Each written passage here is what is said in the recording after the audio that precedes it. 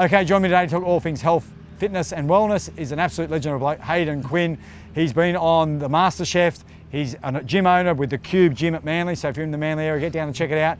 He's written plenty of cookbooks, but more importantly, he's a real giver. He gives back to the community as a Starlight ambassador. How are you, mate? Good, mate. Thanks for having us. Mate, looking very fit. What's been happening? Oh, mate, trying to keep on the regime, but you know, busy lives. It's hard to fit it in, but just got to get out there every day and try and do something, really, don't you? So what's your tip for someone out there that's struggling or making excuses not to get started? What would you suggest? I think number one, we were just chatting about it before, is find your community. You know, there's a lot of great communities out there, whether they be online, whether they be your local gym, whether they be down at the cricket club, you know, nutrition courses. Get out there, meet some people, like-minded people, and they'll bring you up and get amongst it. And the big thing for a lot of blokes in particular, without singling out blokes, but they struggle when they get to sort of their early 20s. Yeah.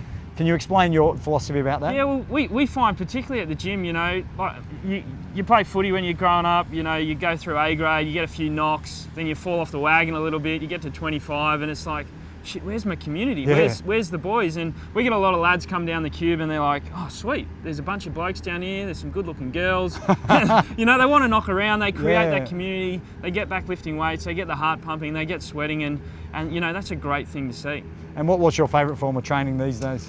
For me, we just come off the back of winter, and I put a lot of effort into building some strength, which in the past I hadn't really done a lot of sort of cardio stuff, triathlons, adventure races, but I really enjoyed, you know, hitting a deadlift, doing some squats and, you know, putting on some muscle. So that was a lot of fun, something a bit different for me. So I think the key takeaway there for everyone is setting a goal and challenging yourself in a different way. Yeah, for sure.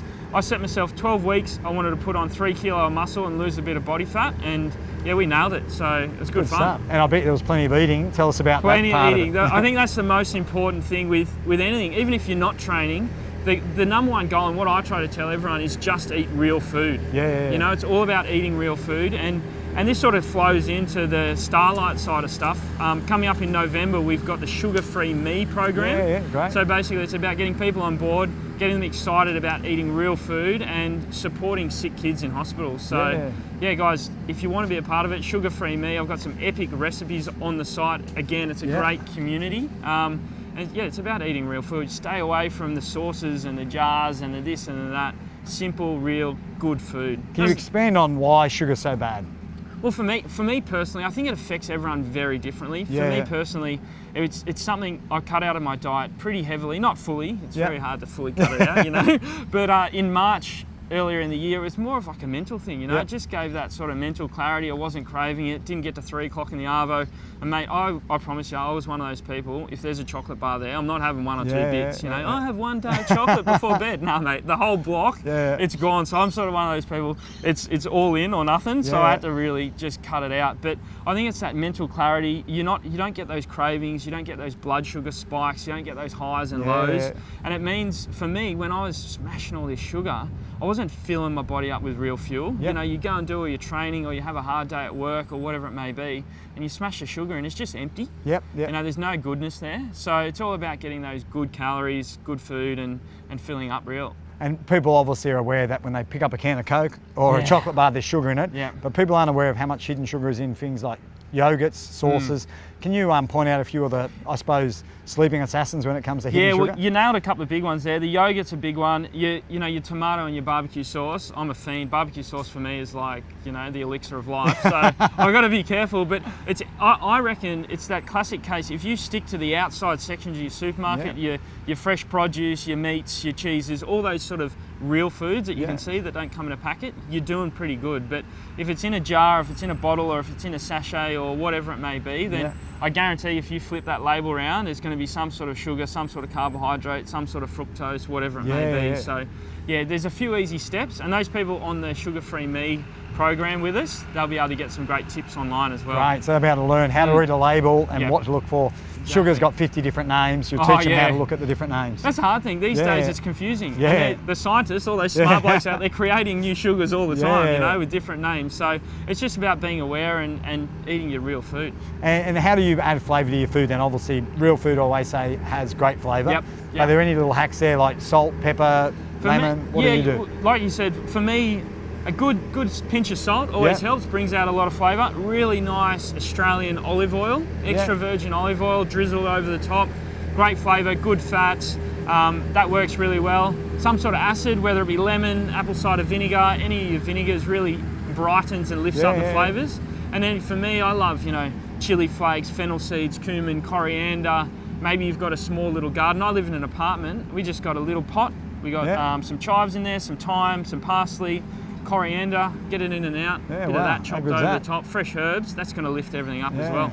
So what's a plate look like for you when you sit down to eat your lunch or your dinner? What would your plate look like? Well, last night's dinner was san choy bao, which is my missus's favourite, and I don't have the lettuce cup because I'm bulking. No, so for me that's ground chicken mince. We have our rice with it, a few different flavourings. She puts ginger, garlic, oil, some chilli in there. And then I always have, with something like that, you've got your protein, you've got your carb, you need obviously your green stuff. And for me, my go-to is some steamed broccoli. I love that stuff. A little bit of olive oil, a little bit of lemon juice, just picks it all up. So he's keeping it simple, really? Keep it really simple. For me, people are probably thinking I'm cooking these fancy meals every night. Simple food that most people are probably, hitting the table with every night. Yeah, mate, that's excellent advice.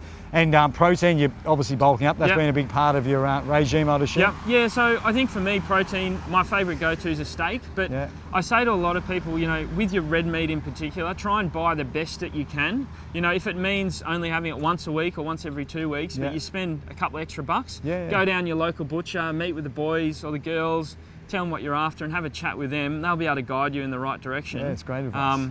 Rather than just getting the cheap cuts, get a good steak, rip into it, cook it beautifully, and that's the go.